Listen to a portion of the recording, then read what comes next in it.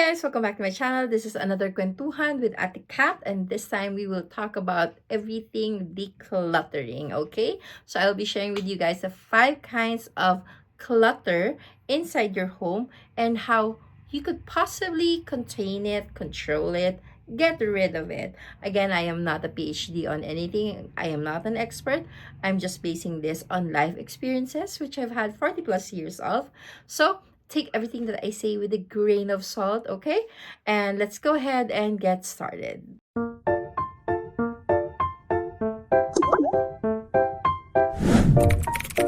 Okay, so let's go ahead and start with the first one. These are the homeless clutter.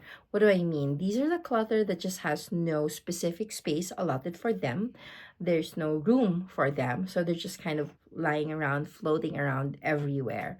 And these are the ones that really cause the most chaos in a woman's mind or in the mind of a mom. So, sa mga homeless clutter, what we just need to do is actually find space.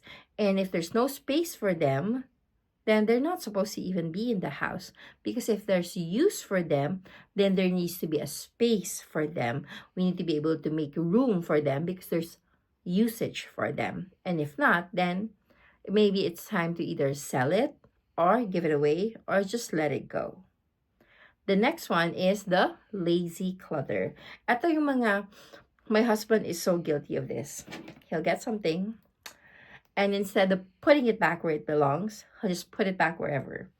And these are the things that drive me crazy, because I'm like, I already have a catch-all basin. Like the moment they go in the house, there's a space for their keys, their coins, or whatever. There's a space for the chargers. There's a space. I just kind of allotted spaces and storage for each and every single one. But these are the things that we would see all around the house, and we know that it belongs somewhere else. But people who took it didn't bother putting it back. This would cause me to yap the whole day and nag everyone. So they're learning a little bit, but from time to time, they still kind of forget that lazy clutter is just not acceptable, especially when you have little ones who try to eat everything on site, even the ones who are not supposed to be edible. The next one, fantasy clutter. I'm so guilty of this. The fantasy clutter. Baka magamit ko yan. Baka magkasya. Baka pumayat ako. I might lose weight. I might be this. I might be that. Fantasy. Delusions. The Delulu clutter. We all have this. I've actually given away a huge chunk of my closet because they were the Delulu or the fantasy clutter. And I've come to realize that, I could lose the weight, but it's going to take a lot of time. And do I really want to keep for the next 2 to 3 years clothes that I won't be wearing at all? Because they won't fit me just yet. So I decided to give them away to other people who will be using it now, who needs it now, instead of just, rotting away in the closet. And this goes for everything else, things that, oh, I'm going to read that, I'm going to do this, I'm going to do that. But I think for books, I'm okay with the fantasy clutter, just having lots of books. That's just there. They're making you happy, they're sparking joy. And be a dragon den. Not a bookworm, eh. You're a dragon den, meaning you just hoard the books and you look at it and eventually you get to it one by one. And that's perfectly fine with me. But overall, fantasy clutter is anything that you think you may be able to use, but logically, this is not going to happen in the next year or so. The fourth one is the identity clutter.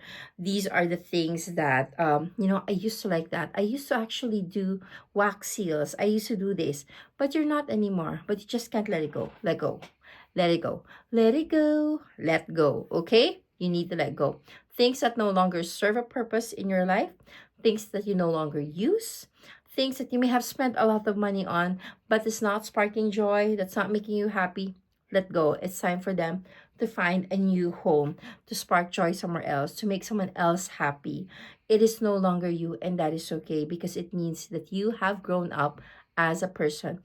By the way, if you are hearing that small snore, that is my cat, Orange, and I just don't have the heart to, kick him out of the room. So just bear with the snore. This is actually the first time I've heard him snoring. So that's just my orange cat. Orange or Oding as Callie calls him. And then the last kind of clutter is the guilty clutter. I think this is the one that I'm most guilty of. There are still some things that I'm not able to let go. There are a lot of things that I have been able to let go, but these are the ones na gawa ni Brent ng bata, gawa ng mga kapatid ko, my mom, sentimental value. And they don't serve a purpose anymore. And they're just there.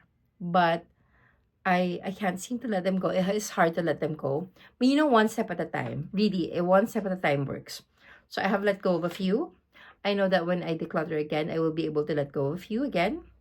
Hanggang sa hopefully eventually, it's going to be clutter free. And if not, there's nothing wrong with that as well. Our aim is to be better one step at a time and not, make an overall process of everything. Like, if I don't do this, I'm worthless. No, it's not that. That's not how this works. One step at a time, one change at a time. Continuous improvement is what we are aiming for here. So this video is not meant to make you feel bad, make you feel horrible, or like, oh my gosh, I'm not doing this or that. This is just meant to guide you on the 5 kinds of clutter that you have at home.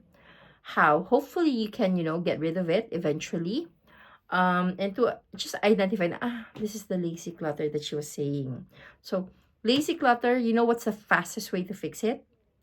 Don't put it down, put it away. Totoo yun. Alright. For example, ito. This is a photo of my friends and I that I have not put away. So this is supposed to go to the ref. But because I opened the bag here in the room, it's just pindy here. So I need to put it away. I don't need to put it down. Because if I put it down, it's just going to stay there. And then next year, I'll be like, oh, hindi pa yung picture. So always put it away. When you get something, put it back where you got it. Don't put it down. When you take something, put it away. Do not put it down. And then for the homeless ones, find a space for them. And if there's no space for them and there's no use for them, get rid of it. If you have a fantasy one, if it's not something that you can accomplish in 6 months to a year, let it go, let it go, let it go.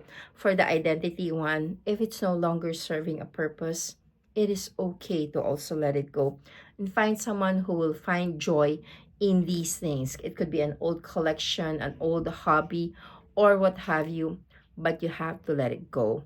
Then the last one is the guilt one. If you haven't really looked at it in like say a year, you haven't gone back to it, then I would say let it go. And if not, then just put it away so that hopefully 5 years from now, 10 years from now, you can have a look at it and it's still there and makes you happy. Hindi lahat ng clutter kailangan i-let go natin. There are some that we just need to keep for ourselves.